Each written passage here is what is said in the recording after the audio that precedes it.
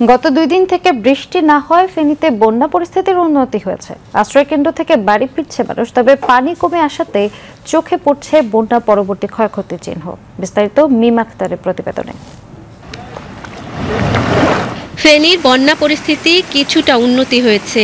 আশ্রয়কেন্দ্র থেকে ইতিমধ্যে 6,000-এরও বেশি মানুষ বাড়িতে ফিরে গেছেন। এখনো 2,000-এরও বেশি মানুষ আশ্রয়কেন্দ্রে অবস্থান করছেন। তবে দুর্বিষহ জীবনযাপন করছে দুর্গত এলাকার মানুষ।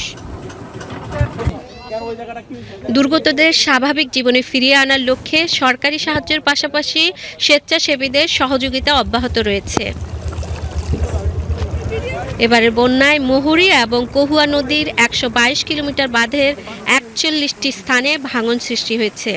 এতে শতাধিক গ্রাম প্লাবিত হয়েছে। ক্ষতিগ্রস্ত হয়েছে 126টিরও বেশি আঞ্চলিক ও গ্রামীণ সড়ক। এছাড়া 2,000-এরও বেশি পুকুর এবং ঘেরের মাছ বন্যার পানিতে ভেসে গেছে। ক্ষতিগ্রস্ত হয়েছে প্রাণী সম্পদেরও।